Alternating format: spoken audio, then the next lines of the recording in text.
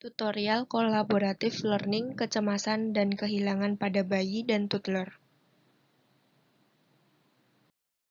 Terdiri dari kelompok 1, yang pertama Anjali Putri Permatasari, yang kedua Karima Fahmawati, yang ketiga Agitya Rahayu Ningrum, yang keempat Aisyah Bila Ceri Oktavia, yang kelima Alia Kansa, yang keenam Alia Sinta Dewi Melina, yang ketujuh Kofi Aprilia Putri, yang kedelapan Citra Larasati, yang kesembilan Emma Nurjanah, dan yang ke-10 Emilatul Kiptiah.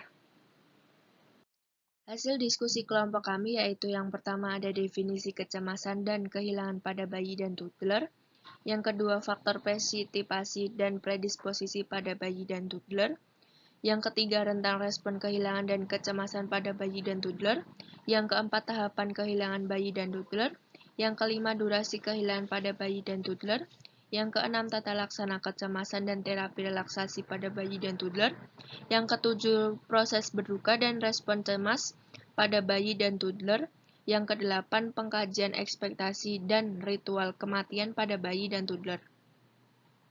Lanjut untuk yang ke-9 ada respon kematian dan berduka pada bayi dan toddler, yang ke-10 ada asuhan keperawatan kehilangan, dan yang ke-11 ada asuhan keperawatan kecemasan. Kecemasan pada bayi. Kecemasan atau ansietas merupakan penilaian dan respon terhadap sesuatu yang berbahaya. Karakteristik ansietas ini yang membedakan dari rasa takut. Kecemasan ini bisa disebabkan oleh banyak hal dan dirasakan oleh berbagai usia, dalam berbagai situasi dan keadaan tertentu. Artinya, seseorang dapat saja menjadi cemas, namun sumber atau sesuatu yang dicemaskan tersebut tidak tampak nyata. Kehilangan pada bayi. Kehilangan adalah suatu keadaan individu terpisah dengan sesuatu yang sebelumnya ada, kemudian menjadi tidak ada, baik terjadi sebagian atau seluruh. Kehilangan juga merupakan suatu kondisi di mana seseorang mengalami suatu kekurangan atau tidak ada dari seseorang yang dulunya pernah ada atau pernah dimiliki. Faktor presitipasi dan predisposisi pada bayi dan toddler. Faktor presitipasi. Menurut Depkes RI 2000, faktor presitipasi pada gangguan ini berasal dari sumber eksternal dan internal, seperti A. Ancaman terhadap integritas fisik meliputi ketidakmampuan untuk melaksanakan kegiatan sehari-hari. B. Ancaman terhadap sistem diri dapat membahayakan identitas harga diri dan integritas sistem sosial. Faktor predisposisi. Menurut Depkes RI 2000, teori yang dikembangkan untuk menjelaskan penyebab kecemasan adalah A. Teori psikoanalitik. Kecemasan merupakan konflik emosional yang terjadi antara dua elemen kepribadian yaitu ide dan superego. B. Teori interpersonal. Kecemasan terjadi dari ketakutan akan penolakan interpersonal. Hal ini juga dihubungkan dengan trauma pada masa perkembangan seperti kehilangan, perpisahan, menyebabkan seseorang tidak berdaya. C. Teori perilaku. Kecemasan merupakan produk frustasi, yaitu segala sesuatu yang mengganggu kemampuan seseorang untuk mencapai tujuan yang diinginkan. D. Kajian biologis menunjukkan bahwa otak mengandung reseptor spesifik untuk benzodiazepines. Reseptor ini membentuk mengatur kecemasan. Rentang respon kehilangan pada bayi dan toddler. Rentang respon kehilangan pada bayi dan toddler. Respon yang ditunjukkan anak dengan rasa kehilangan adalah ketika berpisah dengan orang tua. Kehilangan ini dapat menimbulkan rasa berduka dan juga cemas bagi bayi dan toddler yang berupa berbagai ekspresi cemas memungkinkan ditunjukkan anak saat masa penyesuaian tersebut seperti menangis, meminta ditemani oleh ibu, dan marah baik ketika berpisah maupun bertemu lagi dengan orang tua. Kecemasan ini berpicu oleh ketakutan anak bahwa orang tua tidak akan kembali lagi atau hal yang buruk akan terjadi ketika berpisah. Tentang respon kecemasan pada bayi dan toddler. Respon tentang kecemasan yaitu respon tentang sehat sakit yang dapat dipakai untuk menggambarkan respon adaptif dan ansietas. Respon fisiologis terhadap kecemasan. Secara fisiologis, respon tubuh terhadap kecemasan adalah dengan mengaktifkan sistem saraf otonom, atau simpatis maupun parasimpatis. Serabut saraf simpatis mengaktifkan tanda-tanda vital pada setiap tanda bahaya untuk menyiapkan pertahanan tubuh. Anak yang mengalami gangguan kecemasan akibat perpisahan akan menunjukkan sakit perut, sakit kepala, mual, muntah, demam ringan, gelisah, kelelahan, dan mudah marah. Respon psikologis terhadap kecemasan. Respon perilaku akibat kecemasan adalah tampak gelisah terhadap ketegangan fisik, tremor, reaksi terkejut. Respon kognitif. Kecemasan dapat mempengaruhi kemampuan menurunnya lapang persepsi, bingung, saat waspada, kehilangan objektivitas, takut kehilangan, takut pada gambaran visual. Respon efektif. Secara efektif, klien akan mengekspresikan dalam bentuk kebingungan, gelisah, tegang, gugup, ketakutan, waspada, khawatir, mati rasa, rasa bersalah atau malu, dan curiga berlebihan sebagai reaksi emosi terhadap kecemasan. Tahapan kehilangan bayi dan toddler. Hubungan anak dan ibu sangat dekat. Akibatnya perpisahan dengan ibu akan menimbulkan rasa kehilangan pada anak akan orang yang terdekat bagi dirinya, dan akan lingkungan yang dikenal olehnya. Sehingga pada akhirnya akan menimbulkan perasaan tidak aman dan rasa cemas.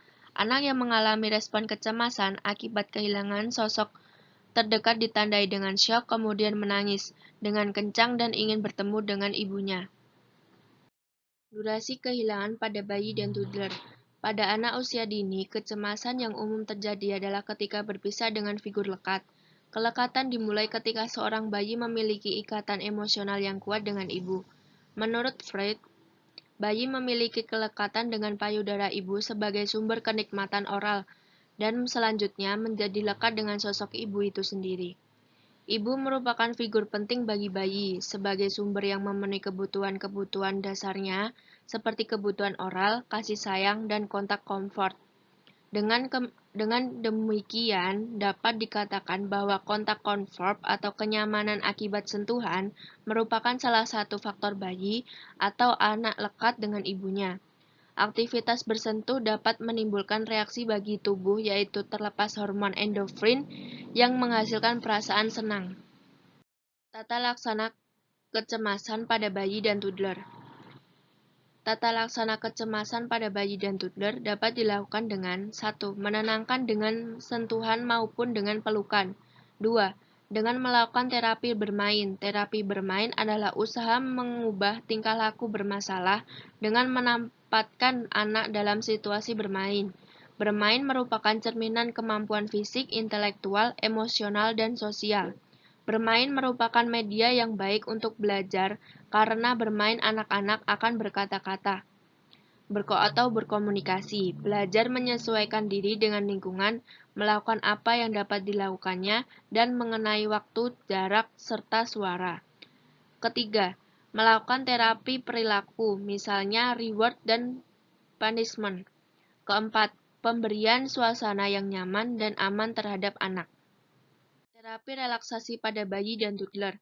Relaksasi adalah suatu teknik yang dapat membuat pikiran dan tubuh menjadi rileks melalui sebuah proses yang secara progresif akan melepaskan ketegangan otot di setiap tubuh. Teknik relaksasi berguna dalam berbagai situasi, misalnya nyeri, cemas, kurangnya kebutuhan tidur, stres, serta emosi yang ditunjukkan.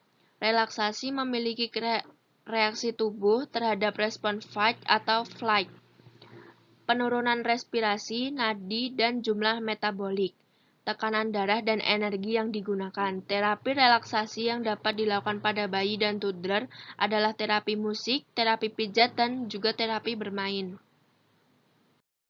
Proses berduka dan respon cemas pada bayi dan toddler. Tahapan berduka yang muncul dari partisipan ditunjukkan dengan beragam ungkapan verbal maupun nonverbal. Kecemasan ditandai dengan gejala fisik seperti kegelisahan, anggota tubuh bergetar, banyak berkeringat, sulit bernafas, jantung berdetak kencang, merasa cemas, panas dingin, mudah marah, dan tersinggung. Pengkajian ekspektasi dan ritual kematian bayi dan toddler. Pengkajian kecemasan dan kehilangan yang perlu dilakukan pada bayi tidaklah banyak, karena bayi belum bahkan tidak mengerti pada artinya kehilangan dan kecemasan. Usia bayi ini tidak sadar adanya kehilangan dan juga kecemasan. Baginya mungkin kehilangan merupakan hal yang normal saja, namun kehilangan dan kecemasan ini justru bisa berasal dari orang tuanya maupun keluarga. Respon kematian dan berduka pada bayi dan toddler. Kematian memang tidak dapat dihindari. Setiap harinya, kematian merenggut jiwa-jiwa yang telah hidup. Perasaan duka tidak bisa dihindari bagi siapapun orang yang merasa ditinggalkan, tidak terkecuali anak-anak yang belum mengerti dengan jelas bagaimana rasa berduka. Beberapa pada orang dewasa, anak memiliki kemampuan terbatas untuk mengungkapkan perasaan dan pikiran ke dalam kata-kata, dan cenderung menunjukkan perasaan dengan perilaku dari kata-kata. Ketika berduka, anak-anak memiliki respon yang berbeda dalam memaknai duka dan kehilangan. Ada anak yang menangis terus-menerus karena orang yang selama ini ada di sisinya mendadak menghilang. Ada anak yang ketakutan bertemu dengan orang baru. Ada yang tidak bisa tidur dan berkonsentrasi. Bahkan ada juga yang tidak bereaksi sama sekali karena anak-anak di bawah 6 tahun tidak mengerti bahwa kematian itu permanen. Pahami bahwa setiap anak memiliki reaksi yang berbeda-beda, akan lebih membantu untuk mengingat bahwa normal bagi anak-anak untuk merasakan dan mengalami hal-hal ini setelah kehilangan, terutama jika mereka kehilangan seseorang yang dekat dengannya. Asuhan keperawatan kehilangan, pengkajian. Pengkajian meliputi upaya mengamati dan mendengarkan isi duka cita klien, apa yang dipikirkan, dikatakan, dirasakan, dan diperhatikan melalui perilaku. Beberapa percakapan yang merupakan bagian pengkajian akan mengetahui apa yang mereka pikir dan rasakan adalah 1. Persepsi yang adekuat tentang kehilangan. 2. Dukungan yang adekuat ketika berduka akibat kehilangan. 3. Perilaku coping yang adekuat selama proses. Diagnosa keperawatan. Berduka berhubungan dengan kehilangan. Data objektif. Menangis, mengingkari kehilangan, tidak berminat dalam berinteraksi dengan orang lain, merenungkan perasaan bersalah secara berlebihan, adanya perubahan dalam kebiasaan makanan, pola tidur, tingkat aktivitas. Data subjektif. Merasa putus asa dan kesepian. Kesulitan berekspresikan perasaan, konsentrasi menurun. SLKI atau luaran, setelah dilakukan tindakan keperawatan selama 3 kali 24 jam, maka diharapkan tingkat berduka. Yang pertama, verbalisasi perasaan sedih menurun, yang kedua menangis menurun, yang ketiga verbalisasi perasaan bersalah atau menyalahkan orang lain menurun. Psiki atau intervensi. Yang pertama, dukungan proses berduka, observasi. Identifikasi kehilangan yang dihadapi, identifikasi proses berduka yang dialami, identifikasi sifat keterikatan pada benda yang hilang atau orang yang meninggal, identifikasi reaksi awal terhadap kehilangan, terapeutik. Tunjukkan sikap menerima dan empati, motivasi agar mau mengungkapkan perasaan kehilangan, motivasi untuk menguatkan dukungan keluarga atau orang terdekat, diskusikan strategi coping yang dapat digunakan. Edukasi, jelaskan pada pasien dan keluarga bahwa sikap mengingkari, marah, tawar-menawar, sepresi, dan menerima adalah wajar dalam menghadapi kehilangan. Anjurkan mengidentifikasi ketakutan terbesar pada kehilangan. Anjurkan ekspresikan perasaan tentang kehilangan, ajarkan melewati proses berduka secara bertahap.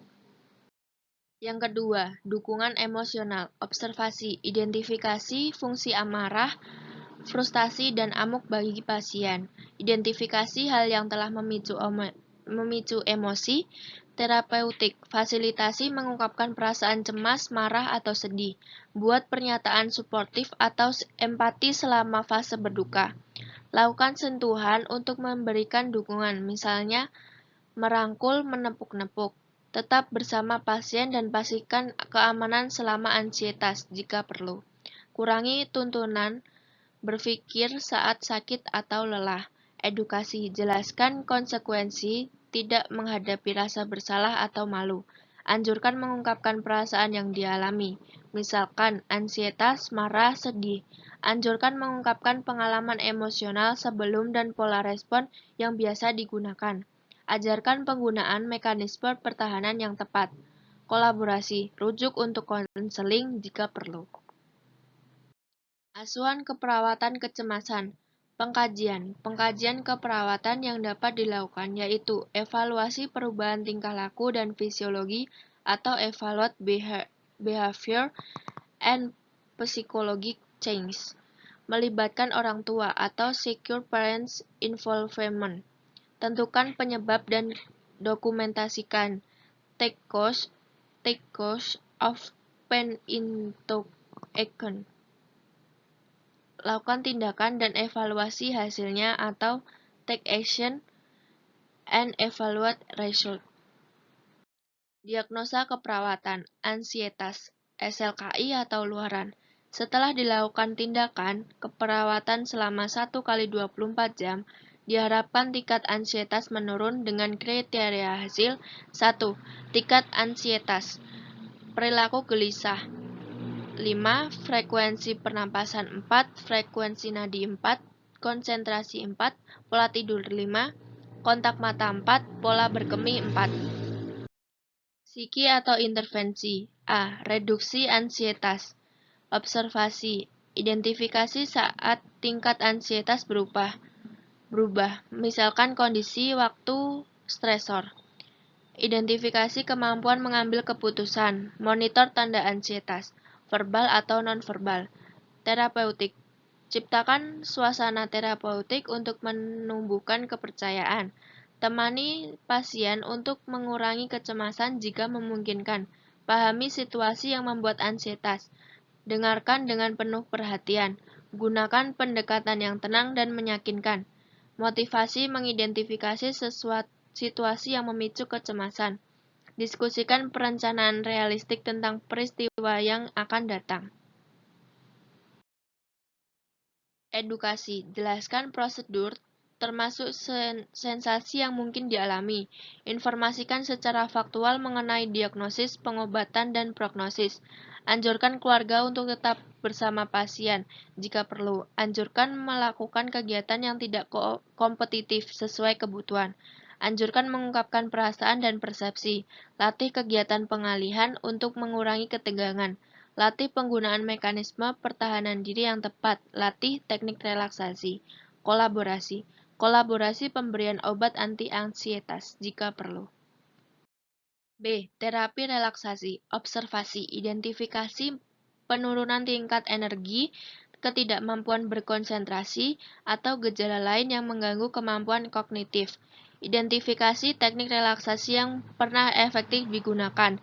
Identifikasi kesediaan, kemampuan, dan penggunaan teknik sebelumnya. Periksa ketegangan otot, frekuensi nadi, tekanan darah, dan suhu sebelum atau sesudah latihan. Monitor respon terhadap terapi relaksasi. Terapeutik. Ciptakan lingkungan yang tenang, tanpa gangguan dengan pencahayaan dan suhu ruang nyaman, jika memungkinkan. Berikan informasi tertulis tentang persiapan dan prosedur teknik relaksasi. Gunakan pakaian longgar. Gunakan nada lembut dengan irama lambat dan berirama. Gunakan relaksasi sebagai strategi penunjang dengan analgetik atau tindakan medis lain jika sesuai. Edukasi. Jelaskan tujuan, manfaat, batasan, dan jenis relaksasi yang bersedia. Misal musik, meditasi, napas dalam, relaksasi otot progresif. Jelaskan secara rinci intervensi relaksasi yang dipilih. Anjurkan mengambil posisi nyaman, anjurkan rileks dan merasakan sensasi relaksasi. Anjurkan sering mengulang atau melatih teknik yang dipilih. Demonstrasikan dan latih teknik relaksasi, misal napas dalam, peregangan, atau imajinasi terbimbing. Kesimpulan. Proses pertumbuhan dan perkembangan diawali pada masa bayi dan balita. Dan ini merupakan proses yang amat penting, karena pada masa inilah proses tumbuh kembang menentukan masa depan bayi, baik secara fisik, mental, maupun perilaku. Laju pertumbuhan dan perkembangan pada setiap tahapan usia tidak selalu sama, tergantung dari faktor keturunan, konsumsi gizi, perlakuan orang tua dan dewasa, dan lingkungan. Pada masa pertumbuhan dan perkembangan bayi dan toddler akan melalui sebuah fase kecemasan dan juga kehilangan yang membuat bayi dan toddler menangis dengan kencang dan merasa syok hingga membuat psikis bayi dan toddler merasa takut. Hal tersebut membuat para ibu harus mencari solusi untuk masalah tersebut. Sebagai salah satu terapi yang mampu mengurangi bahwa mengatasi rasa cemas dengan menggunakan metode terapi relaksasi seperti terapi musik, terapi pijat, dan juga terapi bermain, sehingga memunculkan beberapa diagnosa keperawatan yaitu ansietas dan juga berduka berhubungan dengan kehilangan. Sekian, terima kasih.